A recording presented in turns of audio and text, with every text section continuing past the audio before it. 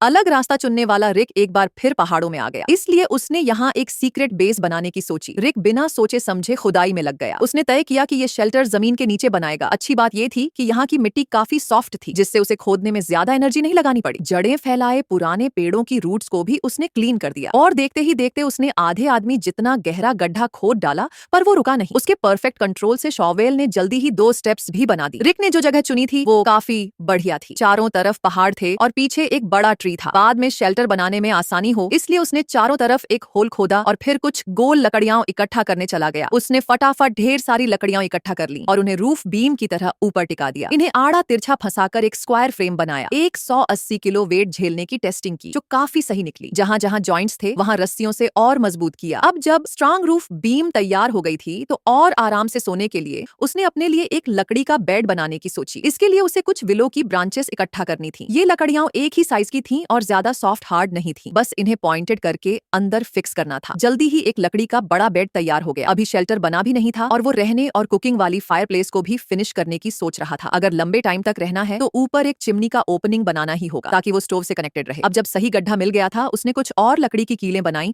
और उन्हें नीचे की स्टेप्स में एक एक करके गाड़ दिया ताकि नीचे की स्टेप्स को फिर से प्रोटेक्शन मिल सके। रिक को इतनी मेहनत से घर बनाते देख शायद किराए का घर ही ले लेना चाहिए। ग्रेजुएशन के बाद किराए पर घर चाहिए तो 58 टोंग पर डायरेक्ट लैंडलॉर्ड से किराए पर ले सकते हैं, कोई एजेंट नहीं। उसने हर स्टेप को रॉक से ढका, फिर पास से कुछ छोटी लकड़ियां ली। ये सब वुडन बोर्ड्स के लिए बढ़िया मटेरियल थी। बस उन्हें एक ही साइज का बनाना था और फिर उन्हें रफ ग्राउंड पर एक एक करके बिछाना था। क्लीनलीनेस पसंद करने वाला रिक सीढ़ियों को भी बहुत स्मूथ करके बिछाया था और जहां भी गैप था वहां काई मॉस से भर दिया था। इससे बारिश में मिट्टी बहने का रिस्क भी कम हो गया और पूरी जगह का ओवरऑल लुक भी बढ़िया हो गया। बात यहीं खत्म नहीं हुई। अंदर के इंटीरियर के लिए भी रिक के अपने आइडियाज थे। उसने पिकाक्स से ग्रूव्स खोदे, फिर बचे हुए लकड़ी के पीसेस उनमें फिक्स कर दिए। ये नीचे के स्टोव से मैच कर रहे थे और एक आर्टिस्टिक ह्यूमन फेस का शेप ले रहे थे। रिक ने इसी तरीके से दूसरी तरफ भी सेम टू सेम वैसा ही बनाया, बस नीचे एक छोटी डाइनिंग टेबल जोड़ दी। इससे स्पेस भी बची और रोज खाना खाने में भी काफी इजी हो गया। अब बाहरी स्ट्रक्चर तो तैयार था, बस फिनिशिंग टच का इंतजार था। नए घर में जल्दी रहने के लिए उसने ऐसा फ्लैट रूफ डिजाइन चुना। इस तरह की रूफ बनाने में कम मटेरियल लगता है और ये बनाने में भी काफी सिंपल होती है। बस लकड़ियों को एक एक करके बराबर बराबर रखना था और अली ने ये सिर्फ आधे घंटे में कर दिया। लेकिन सीलिंग की प्रॉब्लम को देखते हुए वो कुछ सॉफ्ट बर्च की बार्क ढूंढ कर लाया और उसे शेल्टर के ऊपर फैला दिया। हालांकि ये थोड़ी रफ दिख रही थी पर इसका इफेक्ट काफी प्रैक्टिकल था। बारिश के पानी को अंदर आने से रोकने के लिए उसने येलो क्ले से उसे वापस भरकर मजबूत किया, जिससे ये नेचर में मिक्स हो गया। इसे और ज्यादा हिडन दिखाने के लिए ये सूखी पत्तियां सबसे बढ़िया कैमोफ्लाज मटेरियल थी। रिक ने बिना हिचकिचाए पूरी जमीन को इनसे कवर कर दिया। अब पक्का मानो आते जाते कोई इसे देख नहीं पाएगा। जैसे जैसे शाम गहराती गई रिक ने गर्म कैंडल जलाई